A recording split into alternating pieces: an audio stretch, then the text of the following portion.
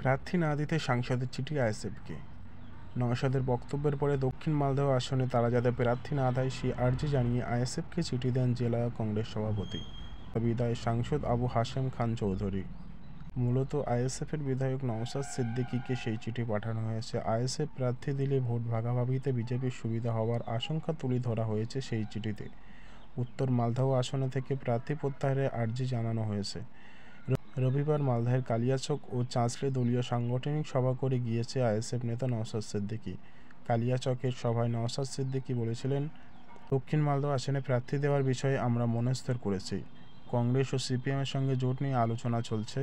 আমরা 8টি আসনে প্রার্থী দিয়েছি। জোটের স্বার্থে 8টিতেই সীমাবদ্ধ থাকতে চাইছি। দুটি বড় দল যদি আমাদের সাইড লাইন করার চেষ্টা করে 3-4টি আসনে সীমাবদ্ধ রাখে, তখন আমরা 8টির দ্বিগুণ বা তারও বেশি আসনে প্রার্থী দেব, এমনকি দক্ষিণ মালদহ আসনেও প্রার্থী দেব। নওশাদের বক্তব্যের পরে দক্ষিণ মালদহ আসনে তারা যাতে প্রার্থী না দেয় সেই আর্জি জানিয়ে আইএসএফকে চিঠি দেন জেলা কংগ্রেস সভাপতি। ওই চিঠিতে ফুরফুরা শরীফের পরিবারের সঙ্গে গনু খান চৌধুরীর সম্পর্কের কথা উল্লেখ করা হয়েছে। বলা হয়েছে, 1980 সাল থেকে দক্ষিণ মালদহ আসনে জিতে আসছে কংগ্রেস।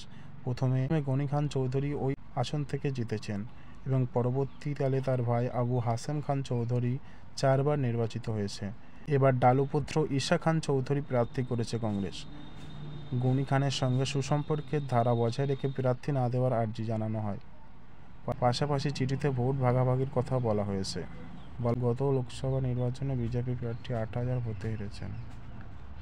আইএসএফ প্রার্থী দিলে কংগ্রেসের সঙ্গে ভোট ভাগাভাগিতে বিজেপির সুবিধা হয়ে যেতে পারে।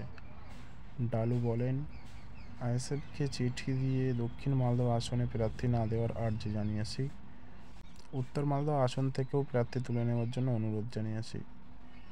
আইএসএফের মালদা জেলা সভাপতি মোহাম্মদ আলী কালিমুল্লাহ বলেন, কারো ব্যক্তিগত বিষয় নিয়ে ভাবিত নয়। ভাইজান রবিবার বলেছেন, কংগ্রেস সিপিএমের সঙ্গে এখনও জোটের অপেক্ষা করছি, ঐক্যবদ্ধ হয়ে লড়াই করতে চাইছি। জোট না হলে দল সিদ্ধান্ত নেবে। ভাইজান ও ইন্ডিয়ান সেকুলার ফ্রন্ট অর্থাৎ আইএসএফের সমস্ত রকম খবর সকলের আগে দেখতে আমাদের এই ইউটিউব চ্যানেল আইএসএফ আপডেট এটিকে সাবস্ক্রাইব করে পাশের ঘন্টাটি বাজিয়ে রাখবেন।